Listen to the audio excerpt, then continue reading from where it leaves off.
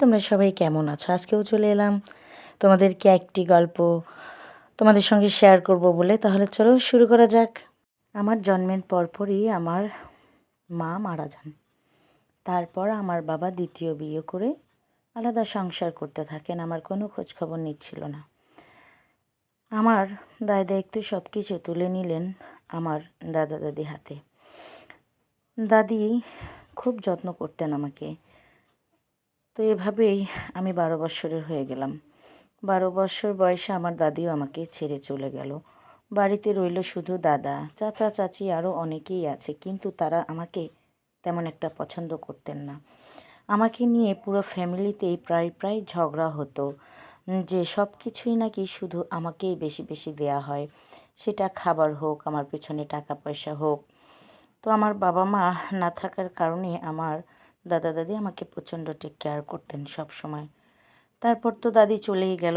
দাদি চলে যাওয়ার পর আমি মানসিকভাবে খুবই ভেঙে পড়ি। আমার লেখাপড়া সব কিছু কেমন যেন এলোমেলো হয়ে যায়। এভাবেই বেশ কয়েকটা দিন কেটে গেল। যাওয়ার পর দাদা এই বিষয়টা ভালোভাবে পর্যবেক্ষণ করছিল। বিষয়টা আমি জানতামও না। এমনিতে দাদা অনেক রাত করে বাড়ি ফিরত। সে তো ব্যবসায়ী ছিল, যার কারণে তার রাতে বাড়িতে ফিরতে অনেক দেরি হয়ে যেত। তো দাদি চলে যাওয়ার পর দাদাও বেশ আপসেট থাকতো।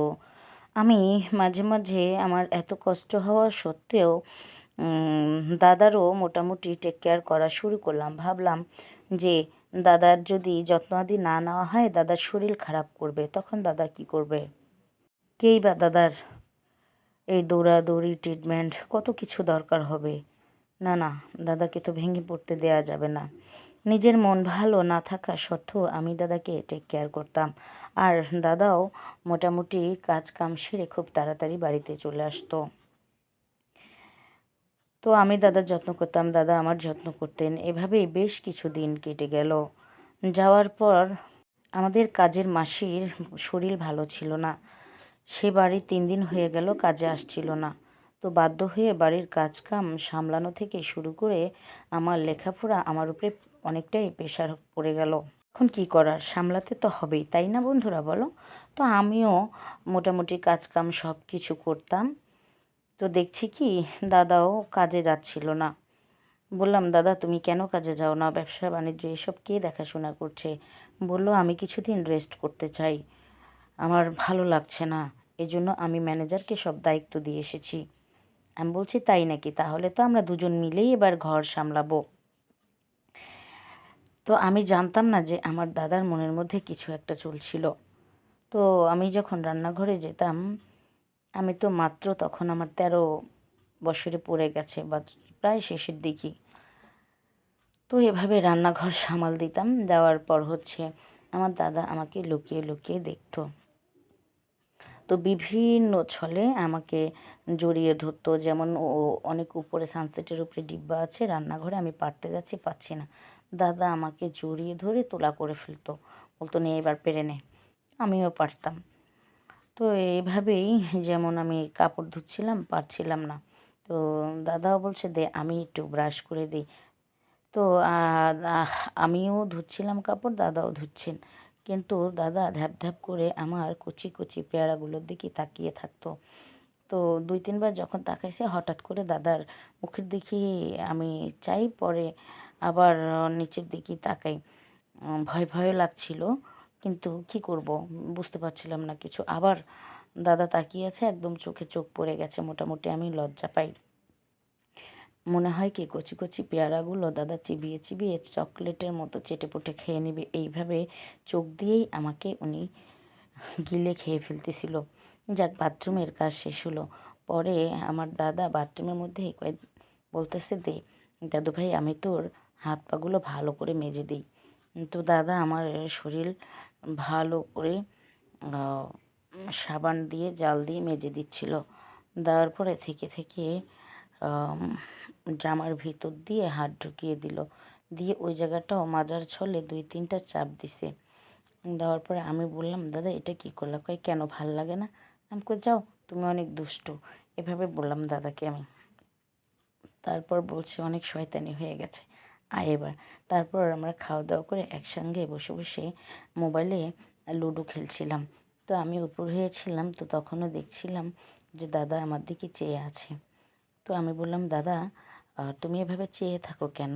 ফাঁক পেলেই আমার এখানে টিপে দাও, ওখানে টিপে দাও, আমাকে জড়িয়ে ধরো, ঘটনাটা কি বলো তো?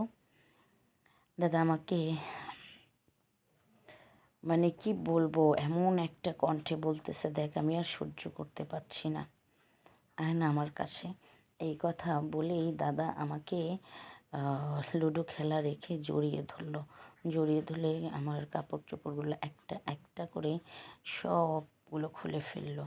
তারপর আমার দাদা আমার কচি কচি পেয়ারাগুলোর আস্তে আস্তে আলতো আলতো করে চাপতে থাকলো। আর কিশমিশগুলো খুব মজা করে করে চুষে চুষে খাচ্ছিল আমার দাদা। তারপর এসব হয়ে যাওয়ার পর চলে গেল সে আমার সেই 3 কোণার জমিনের মধ্যে। জমিনে যেয়ে খুবই খুবই খুবই মজা করে করে সেটাকে চেটেপুটে খাচ্ছিল। তারপর হঠাৎ করে আমি এত পাগল হয়ে, আমারও খুবই ভালো লাগছে, আমিও কথা বলি না, দাদা যেটা করছিল আমিও দাদার সঙ্গে সায় দিচ্ছিলাম, কারণ আমার অনেক ভালো লাগছিল। এভাবেই আমাদের মূল কাজটাও হয়ে গেল। বুঝতেই তো পারছো তোমরা কি হয়ে গেল।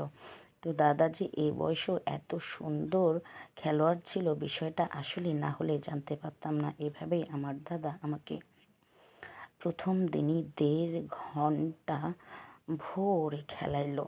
আমিও খুব মজা পেলাম। খেলার ফাঁকে ফাঁকে আমার দাদা কিশমিশগুলো চুষে চুষে খাচ্ছিল, কচি কচি পেয়ারাগুলো আলতো হাতে চেপে চেপে দিচ্ছিল। কিন্তু বিষয়টা আমার কাছে খুব দারুণ একটা বিষয় ছিল। এভাবেই আমার লেখাপড়া চলতে থাকলো। আর দাদা আর আমি প্রতি রাতে এভাবে খেলা করতাম। আমার খুবই ভালো লাগতো। প্রিয় বন্ধুরা, বলো যে গল্পটা কেমন হয়েছে, তোমাদের ভালো লেগেছে নাকি? আমার গল্প যদি তোমাদের ভালো লাগে তাহলে অবশ্যই আমার চ্যানেলটা সাবস্ক্রাইব, কথায় কথায় ইউটিউব চ্যানেল সাবস্ক্রাইব করে আমার পাশেই থেকো। আজকে এ পর্যন্তই। সবাই ভালো থেকো। Tata, bye bye and take care.